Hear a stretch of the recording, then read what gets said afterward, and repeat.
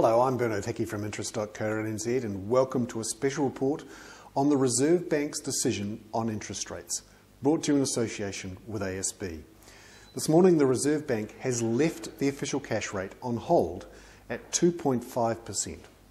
Now this is consistent with what a lot of economists were expecting.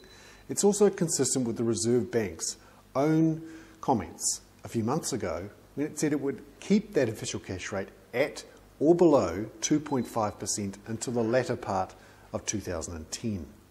The interesting point, though, was the Reserve Bank's comments with that announcement. Alan Bollard, the Governor, has come out and said he wants to see the New Zealand dollar lower, effectively, and he's warning that unless it drops, he could cut the official cash rate again. He says he has scope to cut the rates, we don't have an inflation problem, and the economy remains vulnerable to another slowdown. This is being interpreted as the Reserve Bank Governor's bias being even easier than it was before. The New Zealand dollar fell by about half a cent to briefly be under 65 US cents.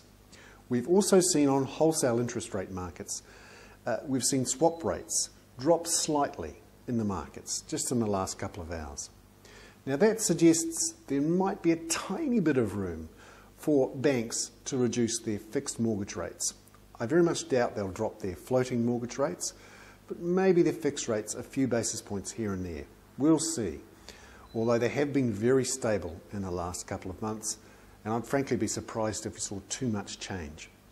Term deposits, however, the pressure, if anything, remains for those to rise, as the Reserve Bank is looking for various banks to compete hard for those local term deposits, because getting money from overseas is still relatively expensive and hard.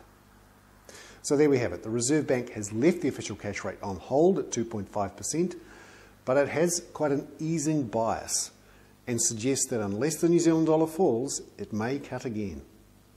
I'm Bernard Hickey. That was a special report on the Reserve Bank's monetary policy decision, brought to you in association with ASB.